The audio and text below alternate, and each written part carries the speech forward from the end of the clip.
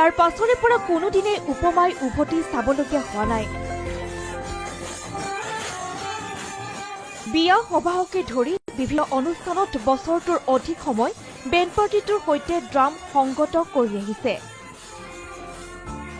একদম সৰুৰ পৰা তাৰমানে যিকোনো দিশতে খেলা ধূলা বা অন্যান্য ডাম ছেট আৰু ধৰ আয়তীসকলৰ নামৰ এইবিলাক ক্ষেত্ৰত সৰুৰ পৰা তাৰমানে খুব আগ্ৰহ আৰু যত্নও বসাস দিলে বোলে মই এনেকৈ যাব পাৰোঁ নেকি? মই তুমি যিটো পাৰা ইচ্ছা কৰিছা সাহস আছে তেনেহ'লে আৰু তুমি যোৱা, তোমাৰ কাৰ্যত আমি কোনো বাধা নকৰোঁ বুলি এই হিচাপত তাৰমানে যিজন আমাৰ মেনেজাৰ মহাৰাজ চাংচুৰাম বেংপাতি দলৰ তেওঁ আহি আমাৰ ঘৰত আহি চুক্তিবদ্ধ নিয়মৰে আহি এইখিনি কৰি দিয়া হৈছে। তাৰপিছত ময়ো লগত গাৰ্জেন হিচাপে যাওঁ।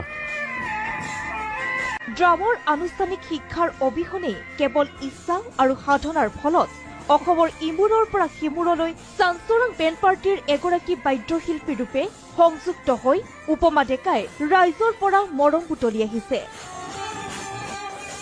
অনাগত দিনত জনপ্ৰিয় কণ্ঠশিল্পীৰ সৈতেও ড্ৰাম বজোৱাৰ হেঁপাহ সাঁচি ৰাখিছে উপমাই। সম্ভাৱনাময় উপমা ডেকালৈ আমিও যাচিলো অলেখ শুভকামনা। চিপাঝাৰৰ পৰা নিৰঞ্জন শৰ্মাৰ ৰিপৰ্ট, প্ৰাগ নিউজ।